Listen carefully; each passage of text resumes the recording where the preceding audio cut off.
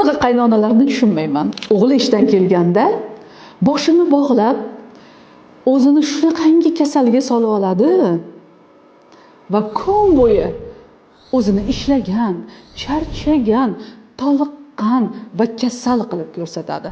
Buning tagidagi maqsad nima, bilasizmi? Kelinni o'g'liga yomon ko'rsatish. Aslida esa qaynona qaysidir ma'noda o'g'lini qizg'anayotgan bo'ladi.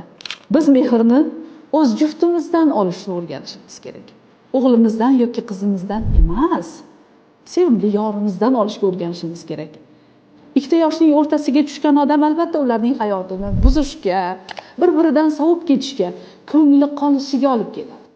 Shunday holatlar bo'lmasligi uchun, hurmatli qaynonajonlar, rostgo'y bo'laylik, yolg'onda ham kasal bo'lmaylik.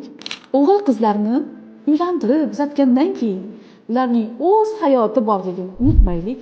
Ularning hayotidan shunchaki baxtli va xursand bo'lishni o'rganaylik. Shuning o'zi katta baxt emasmi?